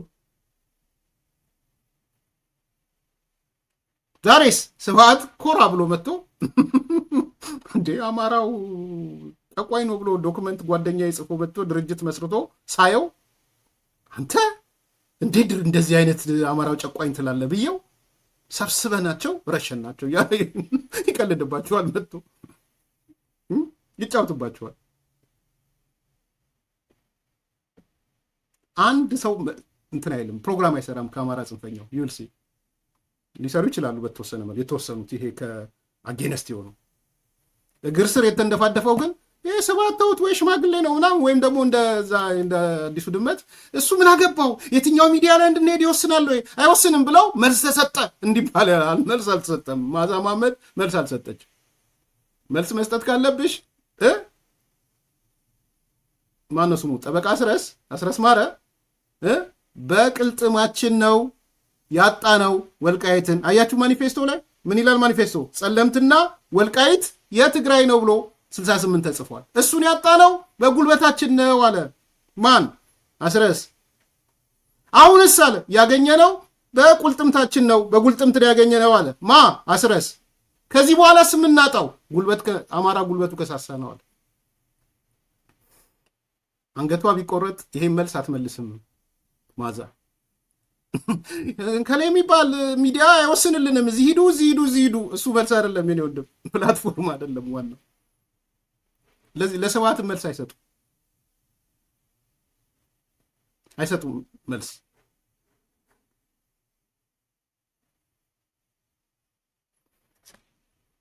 ቢምቢዎቹን አውቄ ነው ያበዛኋቸው፣ ይኑሩ ብዬ ነው፣ አላጠፋቸውም። ምክንያቱም ትላንትና ሃሉሲኔት ሲያደርጉ ነበረ። በቃ ግራቲፋይ ቅድም ያልኳችሁ ሰልፍ ግራቲፊኬሽን ውስጥ ነበሩ። እንዲህ ነው ልካ የሚታሰበው። ለምን ሁሉ በመጽሐፍ አይጻፍም? ሙሉ ሁሉ አይቻለሁ። ነገራችን ላይ ይነገርልን። ስብሃት ከመሞታቸው ቤት መጽሐፍ ይጻፉልን ይሄንን ነገር ይሄን ስቶሪ። ስለዚህ ያ እንትን ሲል የነበረ ግራቲፋይ ሲያደርግ የነበረ በራሱ ሲረካ የነበረ ማሳጅ ሲደረግ የነበረ ሰው ሪያሊቲውን ሲያቅ መንጫጫቱ አይቀርም። የትኛውም ቡድን ያለ ማለት ሰው እንዲጫጫ ነው እየሰራ ያለሁት። ግን እኔ ስሰራ የግለሰብ ስብዕና ምናምን ላይ ያለ እውቀት ላይ 1 2 3 የምለውም ለዛ ነው። አንደኛ ይሄ፣ ሁለተኛ ይሄ፣ ሶስተኛ ይሄ። ኦነግን በተመለከተ ከጅምሩ 20 ሺህ የኦነግ ወታደሮች የተጨፈጨፉት ካምፕ ገብተው በእነ ስብሃት ትእዛዝ ነው። ምን ትላለህ ስለሱ? ኢትዮጵያን ለቀው እንዲወጡ ትእዛዝ ያስተላለፉት እነሱ ናቸው። ምን ትላለህ ስለሱ? ኦነግ ሽብርተኛ ነው ተብሎ የተፈረጀው በህወሓት በሚመራው ፓርላማ ነው። ስለሱ ምን ትላለህ? እያንዳንዱ የኦሮሞ ወጣት ትንሽ ቀና ባለ ቁጥር እስር ቤት የሚታጎረው በኦነግ ስም ነበረ። 4 ስብሃት ስያብርሃ ሲወጣ በመጽሐፉ ላይ እስር ቤቶች ኦሮምኛ ነው የኦሮምኛ ቋንቋ ነው ያለው ከሱ ተነስቶ ነው። 5 እና ሌንጮ ለታ የጻፏቸው መጽሐፎች እያንዳንዱ ስቴጅ ላይ ህወሓት ሲቀጠቅጣቸው ሲያባራቸው ሲገላቸው እንደነበረ ነው። 6 ስለዚህ ህወሓትን ኦነግን ስንፈልገው ስንሻው ለመስራት ስንተባበር የሚባለው ውሸት ነው። ይሄ እውቀት ነው። እውቀት ቁጥር 1 ይባላል። አማራውን በተመለከተ ደግሞ ማኒፌስቶ ጽፋችሁ 1968 የኛ የትግራዮች ዋነኛ ጠላት መደብና አማራው ነው የሚል ማኒፌስቶ፣ የባለቤቶቹ ደግሞ ስብሃትና መለስ፣ ጨቋኟ አማራ በኢኮኖሚ ወሰደችን፣ እንደውም አማራናይዜሽን ኦፍ ትግራይ ተፈጽሞብናል። እውቀት ቁጥር 2። እውቀት ቁጥር 3 መንግስት ከተሆነ በኋላም ህገ መንግስት ስታወጡ የተዛባ ግንኙነት ያላችሁት አንድ የሆነ ማህበረሰብን ታርጌት ያደረገ ነው። ይሄው ሀገራዊ ምክክሩ እየመከረበት ነው። የሆነ አካል ከሌሎቹ ጋር ጨቋኝ ተጨቋኝ የሚል እውቀት ቁጥር 3። እውቀት ቁጥር 4 ኢትዮጵያ ሳይሆን ህልማችሁ የነበረው አገረ ትግራይ ነበረ። ይሄን ደግሞ ስብሃት ነጋም ብቻ ሳይሆን ገብሩ አስራት በመጽሐፉ ላይ አብሯቸው የነበረ ሰው ኢትዮጵያ ቅኝ ገዢ ናት ብለን ጽፈን በኋላ ግን ልናስተዳድራት መጣን ብሏል። እውቀት ቁጥር 4። እውቀት ቁጥር 5 መለስ ፖል ሄንዝ ሲያገኘው ለምንድን ነው ሊበራል የማታደርጉት? መሬትን ለምን መሸጥ መለወጥ ውስጥ አትገቡም ሲለው አይ አማራ ይገዛብናል፣ ተመልሶ አማራ ገዢ መደብ ይሆንብናል፣ ገንዘብ ያለው ሀብት ያለው አማራው እጅ ነው አለ። እውቀት ነው፣ ስድብ አይደለም። ሰው በእውቀት ላይ የተመሰረተ ትችት፣ በእውቀት ላይ የተመሰረተ ውይይት በጣም ደስተኛ ነኝ። ስም ማጠልሸት ግን ምንም ችግር የለውም። ስም ለማጠልሸት ደግሞ አሉ አይደለ? ማለት ስም ማጠልሸዎች ሰው በዛ ደረጃ እንድታዩት እፈልጋለሁ። ሌላው ሰው ለምንድን ነው ታዲያ እውነት ኢትዮጵያን ወደው ነው ወይ? ኢትዮጵያን ወደዋት አፍቅረዋት ነው ወይ የተቆጣጠሯት? በጣም ሲሪየስ ጥያቄ እሱ ነው። እዚህ ጋር ሴትዮዋ የምትጠይቀው ጥያቄ አለ። አቶ ስብሐት ወቦይ ስብሐት ይሄ ስብሐታዊነት የሚባል ነገር እሰማለሁ፣ ስብሐታውያን የሚባል እሰማለሁ፣ ስብሐታውያን የሚባል ነገር አለ እንዴ ትለዋለች።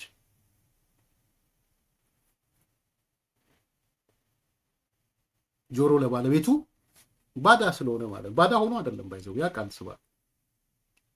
ምናልባት የመጨረሻ አስተያየት ነጥቤ ነው። ስብሐታዊነት አለ ወይ? እንደው አንዳንድ ሰዎች እኔን ጨምሮ ስብሐታዊ ይሉኛል። ምንድን ነው ስብሐታዊነት? እነከሌ ስብሐት ይላሉ፣ የስብሐት ገዢ መደብ ምናምን ይላሉ። ስብሐት የቆየ ስሙን አንስቶ እኔ ስሜ እኮ እከሌ ነበር አለና ስብሐታውያን የሚባል ነገር የለም አለ። ስሜ ራሱ የቆየ እንደዚህ ነው፣ አረጋዊ በሬ ነው ስብሐት ያለኛል። ስብሐታዊነት ስብሐቲዝም ይባላል። ይሄ አለ፣ በጣም ነው ያለው። ስብሐቲዝም በጣም አለ። ስብሐታዊነትም አለ፣ ስብሐቲዝምም አለ። ኢዝም ማለት አባባል ነው። ምናልባት በመጽሐፍ ከፈለጋችሁ በመጽሐፍ መልኩ መምጣት ይችላለሁ። ስብሐቲዝም ስብሐታውያንም አሉ። ዛሬ ስልጣኑን የተቆጣጠሩት ስብሐታውያን ናቸው። ትግራይ ላይ ከ8ቱ የኮማንድ ፖስት ኃላፊዎች ጀነራሎችና የፖለቲካ አዛዦች 6ቱ ስብሐታውያን ናቸው። የአድዋ ገዢ መደቦች ናቸው። አድዋ ስል የአድዋውን ማህበረሰብ አይደለም፣ ከአድዋ የፈለቁ ማለት ነው። ቼክ አድርጉት ለእውቀትም እንዲረዳት። ከ8ቱ ኮማንድ ፖስት አባላት 6ቱ የአድዋ ገዢ መደብ የስብሐታውያን እነ ፈትለወርቅ እነ ዮሐንስ መዲድ ነው፣ ፍስሐ ምንጁስ ሌሎቹንም ጨምሮ ማለት አሁን ኮማንድ ፖስት የሆኑት የወታደራዊ ማዘዣው ጣቢያ ማለት ነው። ስለዚህ ስብሐታዊነት አለ፣ በጣም አለ። ምን ማለት ነው ግን ስብሐታዊነት? ስብሐቲዝም ምንድን ነው? ምን ይመስላችኋል ስብሐቲዝም የሚለውን ግን እኔ እነግራችኋለሁ ብቻ ሳይሆን አይ ቲንክ ዶክመንት ሰጥቻችኋለሁ። አንዳንዶቻችሁ አንብባችሁታል ስብሐቲዝምን። ይኸው ለእውቀት ዋን ነው አይደል እየሰራን ያለ ነው። ስለ ዋን ስለምናወራ እዚህ ጋር መመልከት ይቻላል።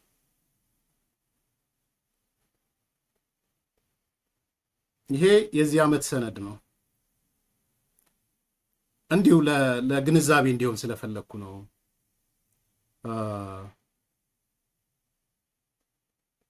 ይኸው ሰነዱ ከተፈለገ በሰው በኩልም ከተጠየቅኩ ለመስጠት ፍላጎት አለኝ። እውቀት ለማንበብ ለፈለገ ሰው በዛ ዙሪያ ላለው ምንድን ነው የሚል ጥያቄ ካለ ይኸው ርዕሱ እንደዚህ ይላል። ከስብሐት ዶክትሪን ወደ ሽብርተኛ ከፊል መንግስት፣ ከሽብርተኛ ከፊል መንግስት ወደ ኤርትራናይዜሽን ኦፍ ትግራይ፣ ቅጽ 2 ኤርሚያስ ለገሰ ጥር 2018። ስላይድ 2 ቀጥታ ሊድ ስላይድ 3 ላይ ምን ይላል? ስላይድ 3 የጨነገፈው የስብሐት ዶክትሪን፣ የስብሐቲዝም ዶክትሪን ማለት ነው።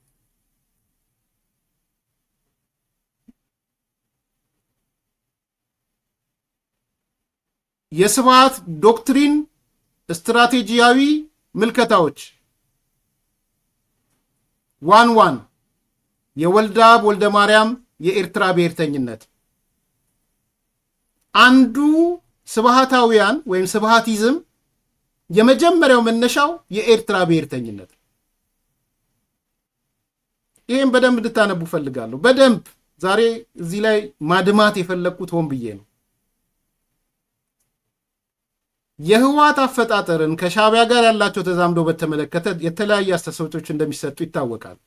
ከህወሓት አፈጣጠር አንጻር በመጀመሪያ አካባቢ የትግራይ ተወላጆች ተራማጅ ማህበር ወይም ማገብት መሃል አዲስ አበባ ሆኖ የደርግን አካሄድ ከገመገመ በኋላ ዲሞክራሲያዊት ኢትዮጵያ እንደ ስትራቴጂ፣ ብሔራዊ ትግልን እንደ ስልት መርሆ አድርጎ ፕሮግራሙን ሲነድፍ ከሻዕቢያ ጋር ምንም አይነት ግንኙነት እንዳልነበረው በወቅቱ የድርጅቱ ከፍተኛ አመራር የነበሩ ይናገራሉ። በዛን ወቅት አቶ ስብሃት ነጋና አቶ መለስ ዜናዊ ድርጅት ውስጥ አለመኖራቸው ማግበት ይህንን አቋም እንዲወስድ አድርጎታል። በኋላ ግን እነ ስብሃት ነጋና መለስ ዜናዊ ማግበትን ሲቀላቀሉ መስራቾቹን ፈንግለው እነ ተክሌ ሐዋዝን፣ እነ አጽባህ ዳኛውን፣ እነ ገብረሕይወት ብርሃነን ወዘተ በመግደል እና በማስገደል የሻዕቢያ ፍጡር እንዳደረጉት መስራቾቹ ይናገራሉ። በሂደትም የኤርትራ ብሔርተኝነት የሚያቀነቅኑ የወልደአብ ወልደ ማርያም ልጆች የሆኑ የኤርትራ ተወላጆች እንደ ተክሌ መሐሪ ሙሴ፣ የማነ ኪዳኔ ጃማይካ በአመራርነት ወደ ህወሓት በመቀላቀል የነፍስ አባት ሆኑ። አቶ ወልደአብ ወልደ ማርያም ከ30 ዓመት በላይ ለኤርትራ ከኢትዮጵያ መገንጠል የታገለ አዛውንት ሲሆን የኤርትራ የቅድሚያ ጠላት ኢትዮጵያ ናት፣ መጠንቀቅ የሚገባንም ከኢትዮጵያ ነው በሚለው የአደባባይ ንግግራቸውና ተግባራቸው ይታወቃሉ። በዚህም ምክንያት ህወሓት ሙሉ በሙሉ የሻዕቢያ ጉዳይ አስፈጻሚ ሆኖ ዘመን ተሸጋሪ ውለታውን መፈጸም ጀመረ። ወደ ስብሃት ዶክትሪን ስንመለስ ቀደም ብሎ እንደተጠቀሰው የመጀመሪያው ዘውግ የኤርትራ ብሔርተኛ የተባለ የፖለቲካ ጽንሰ ሐሳብ ሲሆን ትግርኛ የሚናገረው የትግራይና የኤርትራ ህዝብ በመያዝ ከስያሜው ባሻገር ሌላ ድብቅ ተልዕኮ ያለው ነው። ይህ ጽንሰ ሐሳብ እንግሊዝ የኤርትራን ሞግዚትነት ከለቀቀች ጀምሮ ኤርትራውያን ትግራይ ትግርኝ መንግስት እናቋቁማለን ብለው ሲነሱ ዓላማቸው ትግርኛ የሚናገረውን ካላውሃ መለስ የነበረውን ህዝብ ከኢትዮጵያ እንዲገነጠል ለማድረግና የታሰበ ነበር። በዘመኑ እቅዱ ሊሰራ ባይችልም ትግራይ ትግርኝ የሚለው ጽንሰ ሐሳብ እንደገና ወደ ፖለቲካው መስክ የመጣው የሻዕቢያና ህወሓት ተቀናይተው መስራት ከጀመሩ በኋላ ነው እያለ ይቀጥላል። በእርግጥ ህወሓት ይህን ይዞ የተነሳው ማዕከላዊ ሐሳብ የትግራይ መንግስትን ለማቋቋም ሲሆን ወደ ኋላ ላይ ሻዕቢያና ህወሓት ማዕከል ተደርሶበት የነበረው ሐሳብ የሁለቱ ውህደት የትግራይ ትግርኝን መንግስት እንደሚያመጣ ነበር። ዳሩ ግን ህወሓት በየጊዜው ጉልበት እያገኘ ሲሄድና ማዕከላዊ መንግስቱን ለብቻው መቆጣጠር እንደሚችል ሲያረጋግጥ ሐሳቡን ሊያዘገየው ችሏል። በሌላ በኩል ግን ህወሓት የመሃል ሀገር መንግስትን መቆጣጠር ካልቻለ የኃይል አሰላለፍ አጣብቂኝ ውስጥ ከከተተው ወደ ትግራይ ትግርኝ ዓላማ በተጠባባቂነት ስልት ይዞ ብቅ ማለቱ ተጠባቂ ነበር። እናም ከቅርብ ጊዜ ሁኔታዎች ህወሓት ከላሚቱ ወተቱን ስጋውንም ሲያጣ እና መፈጥፈጡን ሲያረጋግጥ እንደ እምቧይ ካብ ንዶት የነበረውን ከሻዕቢያ ጋር የነበረ ግንኙነት በማደስ አጀንዳውን በድጋሚ አንስቶታል።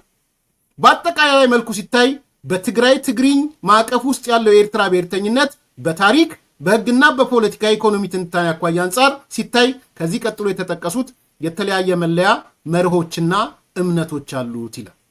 ይህ መግቢያው ነው። ከዛ የስብሃት የኤርትራ ብሔርተኝነት መለያ መርሆች አሉት። እነዚህ መርሆች የሚከተሉት ናቸው። ቶሎ ቶሎ አነሳላችኋለሁ በደንብ እንድትሉ ማለት ነው። አንደኛው መለያ እምነቶቹን ላንሳላችሁ። ቁጥር 1 የመጀመሪያው መለያ እምነት ራሱን እንደ ብቸኛ የስብሃት ሰዎች ራሳቸውን እንደ ብቸኛ ተቆርቋሪ የኤርትራ ብሔርተኛ አድርገው ነው የሚቆጥሩት። በነገራችን ላይ ራሳቸውን እንደ ዋና ብሔርተኛ አድርገው ነው ማለት ከኢሳያስ በላይ ናቸው እነዚህ ሰዎች። የስብሃት ዶክትሪን ከኤርትራ ብሔርተኝነት አንጻር የመጀመሪያው መለያ እምነት ራሱን እንደ ብቸኛ ትክክለኛ ታማኝና ጠበቃ አድሮ የሚቀጥር መሆኑ ነው። ከዶክትሪኑ ባለቤቶች ውጪ የኤርትራ ብሔርተኝነት የተረዳና በአግባቡ የሚያስፈጽም የለም የጸና እምነት አላቸው። ለኤርትራ ብሔርተኝነት ትልሞች መሳካት ከኛ በላይ ላሳር የሚሉ ሰዎች ናቸው። ይሄን ምሳሌ ልስጣችሁና ሂዱና የኢትዮ ፎረሙ ልጅ ያየ ሰው ከስብሃት ጋር ያደረገውን ቃለ መጠይቅ ጎግል ስታደርጉት አገኙትም። ዛሬ ጎግል ስታደርጉት ያየ ሰው ወይም ደግሞ ስብሃት ስለ ኤርትራ ሚል ወይም ስለ ኢሳያስ አፈወርቂ ስትሉ ታገኙታላችሁ። የ4 ደቂቃ አለች። እዛ ላይ ምን ይላል መሰላችሁ? የኤርትራ ብሔርተኞች እኛንን ታማኝ ይላል። ኢሳያስ ታማኝ አይደለም ይላል። ሂዱና ቼክ አድርጉት። ታማኙ ለኤርትራ ብሔርተኝነት እኛ እንጂ ኢሳያስ አይደለም ይላል። ቪዲዮውን ሂዱና ከዚህ ፕሮግራም በኋላ ጎግል ላይ ግቡና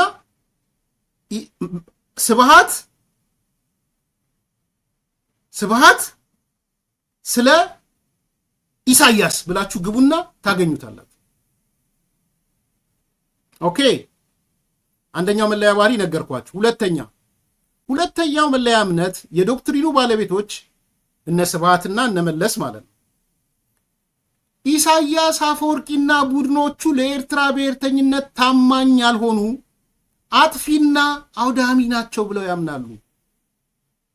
የዶክትሪኑ ባለቤቶች ምንም እንኳን ኢሳያስ አፈወርቂ እጅጉን የሚፈሩት ቢሆንም ኢሳያስ በየጊዜ የሚያራምደው አቋም ከነሱ አልፎ የኤርትራና የትግራይን ሕዝብ ደመኛ ጠላት ማሳየቱን ተገንዝበዋል። ለዚህ ነው ስብሃት ስለ ኢሳያስ መጥቶ አያወራም ያልኳችሁ። ለዛ ነው። ከዚህም በተጨማሪ ኢሳያስ አፈወርቂ የኤርትራ ጥያቄ የኢትዮጵያ ቅኝ ግዛት የሚለውን በሙሉ ልብ እንዳልተቀበለው ጠንቅቀው ያውቃሉ። በተለይ የዶክትሪኑ ባለቤቶች የሆነው አቶ ስብሃት ነጋ ኢሳያስ አፈወርቂ የኢትዮጵያ ፕሬዝዳንት መሆን ፈልጎ እኛ አይቻልም ብለን አስቀረ ነው በማለት የተናገሩት ለዚህ ማሳያ ይሆናል። ኢሳያስ በሂደትም ኤርትራን የፖለቲካ ድሃ፣ የኢኮኖሚ ድሃ፣ የመንፈስ ድሃ እንድትሆን በማድረግ ኤርትራ ከዓለም ሀገሮች በኢኮኖሚ ኋላ ቀር፣ በሰብአዊ መብት አያያዝ የዓለማችን የመጨረሻይቱ ሁለተኛ ሀገር በማድረግ አፍሪካዊቱ ሰሜን ኮሪያ እስከመባል አድርሶታል። ስለዚህ ሁለተኛው መለያ ባህሪያቸው እነ ስብሃት ከኤርትራ ብሔርተኝነት አንጻር እኛንን ለኤርትራ ብሔርተኝነት ታማኝ እንጂ ኢሳያስ ታማኝ ነው ብለው አያምኑ። ሶስተኛው መለያ እምነት የዶክትሪኑ ባለቤቶች እነ ስብሃት ማለት ነው፣ ኢትዮጵያዊነት ለኤርትራውያን የባርነትና የባዕድ ተገዥነት እንዲሁም የቅኝ ግዛት የጭቆና ምንጭ ነው። ኢትዮጵያ ጨቋኝ ናት ብለው ነው የሚያምኑት እነ ስብሃት ከኤርትራ አንጻር። ይህ ሶስተኛው መለያ ባህሪ ነው። አራተኛው መለያ ባህሪ የኤርትራ ብሔርተኝነትን የሚያቀነቅኑት እነ ስብሃት ኤርትራውያን ልዩ ናቸው፣ ኤክሰፕሽናሊዝም ነው፣ የአፍሪካ እስራኤል ነን ናቸው ነው የሚሉት።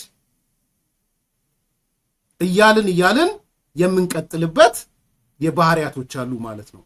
ኦኬ፣ ከዛ ቀጥሎ የኤርትራ ብሔርተኝነት አንዱ ባህሪው ነው ብለናል። ሁለተኛው ባህሪው ጄላሳዊነት ነው። ይህን ከዚህ በፊት ብዙ ተነጋግረንበታል አዲስ ኮምፓሶች። ሁለተኛው የስብሃቲዝም ባህሪ ጄላሳዊነት ነው። ስለ ጄላስ ብዙ አውርተናል። ኢኮኖሚን እንዴት መቆጣጠር እንደሚቻል፣ የኢትዮጵያን ኢኮኖሚ ተቆጣጥሮ ገዢ መደብ እንዴት መፍጠርም እንደሚቻል። ስብሃታዊነት ማለት ሁለተኛው እሱ ነው። ኤፈርት የተፈጠረው በጄላሳዊነት ነው። ይሄ ማንበብ የፈለገ ሰው በደንብ ዝርዝር እንመጣበታለን። እንዲህ አይነት ታሪክ መከለሽ ሲመጣማ እንትን እንላለን። ሶስተኛው ስብሃታዊነት ማለት የአድዋ ገዢ መደብነት ማለት ነው። ሂትለራዊ መንደርተኝነት ማለት ነው። ለዚህ ነው አሁን ዛሬ ላይ ቆመን ከ8ቱ ኮማንድ ፖስት 6ቱ አድዋ የሆኑት ማለት ነው። ስለዚህ እነዚህ መሰረታዊ ባህሪዎች የኤርትራ ብሔርተኝነት ጄላሳዊነትና የአድዋ ገዢ መደብነት ስብሃታዊዝም ይባላል ወይም ስብሃቲዝም ይባላል። በመጽሐፍ መልኩ ይውጣ ካላችሁ እኔ 1 ወር አይፈጅብኝም። ባይዘው በ1 ወር ውስጥ በመጽሐፍ መልኩ ማውጣት እንችላለን። ስፖንሰር የሚያደርገኝ ካለ ደስ ይለኛል። በዚህ ውስጥ ካላችሁ ወይም ሌላ አካል በመጽሐፍ መልኩ እያንዳንዱን ዲቴይል ሰርቼ ዊዝን 1 መንዝ አውጣላችኋለሁ። ስፖንሰርም ፈልጉልኝ በዚህ አጋጣሚ። ከዛስ ስብሃታዊነት ማለት 9 ነፍስ ያላት የስብሃት ድመቶች ናቸው። ሌላው የስብሃቲዝም ስብሃታውያን 9 ነፍስ ነው ያላቸው። ድመት 9 ነፍስ አይደል ያላት የሚባለው? 9 ነፍስ ይዘው ነው የሚዞሩት ስብሃታዊ። ለዚህ ነው ረጅም ጊዜ የሚቆዩት። የዶክትሪኑ መገለጫ ማለት ነው። 9 ናቸው። 9 ነፍስ ያላቸው የስብሃት ድመቶች ያልኩት ለዛ ነው። የስብሃት ድመቶች ማለት ነፍሱ 9 ነው። የሚንጠለጠሉባቸው ምሰሶዎች ማለት ነው። ባይዘው 9 ምሰሶዎች አሏቸው። ቶሎ ቶሎ ለማለት አንደኛ ህወሓትን ራሱ እንደ ልዩ ፍጡር መሰል ኤክሰፕሽናሊዝም ያልነው ማለት እኛ እንለያለን የሚል ነው። ሁለተኛ የህወሓትና የትግራይ ህዝብ አንድና አንድ ናቸው የሚል ማለት ነው። ህወሓት ማለት የትግራይ ህዝብ ብቸኛ አዳኝ ነው የሚል ማለት ነው። የትግራይ ህዝብ ላይ የተንጠለጠለ ነው። ሶስተኛ ህወሓት እንደ ብቸኛ መንግስት ኢትዮጵያም ውስጥ ይሁን ትግራይም ውስጥ ሌላ በሙሉ መንግስት መሆን አይችልም፣ ህወሓት ነው፣ ህወሓት መንግስት ካልሆነ አገር ትጠፋለች የሚል ድመት ነው። ይሄ ሌላ ነፍስ ነው። አራተኛ ህወሓት እንደ ብቸኛ ሄጂሞኒክ ፓርቲ፣ ሌላ ፓርቲ አገር አጥፊ ነው፣ አንድ ፓርቲ ብቻ ነው መሆን ያለበት፣ ያ ፓርቲ ደግሞ ሄጂሞኒክ ነው ቲፒኤልኤፍ ይባላል ብሎ የሚያስብ ነው። አራተኛው ነፍስ እሱ ናት። አምስተኛው ነፍስ ህወሓት እንደ ብቸኛ አይበገሬ ጦር ኃይል ነው። ሚችለን የለም ከኛ በላይ ላሳር፣ እኛ ማለት የጦርነት አንደኛ፣ በጦርነት የማንበገር ጀግናዎች እሱ ነው። ብቸኛ አይበገር የጦር ኃይልን እንደ አንድ ድመት የሚወስድ ማለት ነው። ስድስተኛ ህወሓት እንደ ብቸኛ ፕሮፓጋንዳ ማሽን፣ አሁን እንኳን ደርቆበታል፣ ከኛ በላይ ላሳር ኮሚኒኬሽን ብሎ ፕሮፓጋንዳ ብሎ የሚያምን ማለት ነው። ሰባተኛ ህወሓት እንደ ኢትዮጵያ ኢኮኖሚ ቅኝ ገዢ፣ ኢትዮጵያን በኢኮኖሚ ደረጃ ጠቅላላ ሰብስቦ ነው የወሰደው ቲፒኤልኤፍ። ኤፈርት ለዚህ ጥሩ ምሳሌ ነው፣ ብዙ ስለምታውቁ ማለት ነው። ስምንተኛ ህወሓት እንደ መያድ፣ መያድ ማለት መንግስታዊ ያልሆነ ድርጅት ማለት ነው። ባይዘዌ ትግራይ ውስጥ ያሉ መያዶች አብዛኞቹ የህወሓት ኮንትሮል ያለባቸው ናቸው። መያድን ዝም ብሎ አይለቅም ቲፒኤልኤፍ። አሁን መቼ ትላንትና የነበረ ክርክር አይ ዶክተር ቴዎድሮስ አድሃኖም እኮ ከዛ በኋላ ከወጣውን በኋላ የተጻፈ አይቻለሁ ለዚህ ለሚባል የሴቶች ድርጅት ነው የሰጠው ምናምን የሚል አይቻል። የኔ ወንድም የኔ እህት በደንብ ተገንዘቡ። ህወሓት እሱ የማይቆጣጠረው መያድ አንገቱ ቢቋጠር በትግራይ አይኖርም። ኢትዮጵያን በሚገዛ ሰዓት በኢትዮጵያ ትግራይን እየገዛ ባለበት ሰዓት አሁን መያድ ከሆንክ አንዱ ምሰሷቸው አንዱ ነፍሳቸው። ስለዚህ ቴዎድሮስ አድሃኖም ለመያድ ነው የሰጠው ምናምን የሚባለው አይሰራም። መያዶች በሙሉ ቲፒኤልኤፎች ናቸው። ዘጠነኛው ህወሓት እንደ አፍራሽ ግብረ ኃይል ነው። ይሄ ያው ፌዴራል መንግስቱ የሰራቸውን ነገሮች ሁሉ በማፍረስ ሂደት ውስጥ የሚሳተፍ ኃይል ማለት ነው። ስለዚህ ስብሃታዊነት ስብሃቲዝም አለ፣ በደንብ አለ። በዚህ ደረጃ በጽሁፍ ተከሽኖ በጽሁፍ የቀረበ ማለት ነው። የበለጠ ማብራራት የምትፈልጉ ሰዎች ጊዜ ሰጣችሁ ልንነጋገርበት እንችላለን። ስለዚህ ስብሃቲዝም ባዶ ሳይሆን መሬት ላይ እውነት የሆነ ነገር ነው። ስብሃታዊነት አለ፣ የዛ ማዕቀፍ ምናልባት ነገ ከነጎዲያ በጽሁፍ መልኩ በመጽሐፍ መልኩ ከወጣ ነገ ከነጎዲያ ልጆቻችን ለትውልዱ ስብሃቲዝም ይባል እንደነበረ፣ ነገር ግን አይታችሁት ከሆነ ርዕሱን ምን ይላል? ባጭሩ የተቀጨው ይላል። አላስተዋላችሁም እንዴ? የከሸፈው ስብሃቲዝም ነው የሚለው እሱ እንዳትረሱ። ከሽፏል። ኖ ሞር ስብሃቲዝም ከዚህ በኋላ ታሪክ ነው። ከዚህ በኋላ ካላስተዋላችሁ ላሳያችሁ። ይኸው እዚህ ጋር ምን ይላል ርዕሱ ላይ? የጨነገፈው የስብሃት ዶክትሪን ነው የሚለው። ስለዚህ ጨንግፏል። ትልቁ ቁም ነገር ደግሞ ትልቁ ደስታ መጨንገፉ ነው። ፕሮጀክቱ ቢሳካ ኖሮ ትደነግጡ ነበረ። በነገራችን የኢትዮጵያ አየር መንገድ የሚባል አይኖርም። የኢትዮጵያ ቴሌኮሙኒኬሽን የሚባል አይኖርም። ስሙ የኢትዮጵያ አየር መንገድ ነው፣ ባለቤቱ ኤፈርት ይሆን ነበረ። የኢትዮጵያ ቴሌኮሙኒኬሽን ስሙ የኢትዮጵያ ቴሌኮሙኒኬሽን ነው፣ ባለቤቱ ኤፈርት ይሆን ነበር፣ ቲፒኤልኤፍ ይሆን ነበር። የኢትዮጵያ ማሪታይም የሚባል አይኖርም፣ ባለቤቱ እነሱ ይሆኑ ነበረ። ጠቅላላ ዋና የሚባሉት የኢትዮጵያ ማክሮ ኢኮኖሚክ ሴክተር የሚባሉት ባለቤትነቱ የኤፈርት ይሆን። የኢትዮጵያ ባንክ ፕራይቬታይዝ የሚሆን ይኖራል። ጠቅላላ ባንኩን ኮንትሮል የሚያደርገው ኤፈርት ይሆን ነበር። ስለዚህ ባንኮቹን ይቆጣጠራሉ፣ አየር መንገድን ይወስዳሉ፣ ቴሌኮሙኒኬሽን ይወስዳሉ፣ ሁሉንም ይወስዱና የአፍሪካ እስራኤል ይሆናሉ።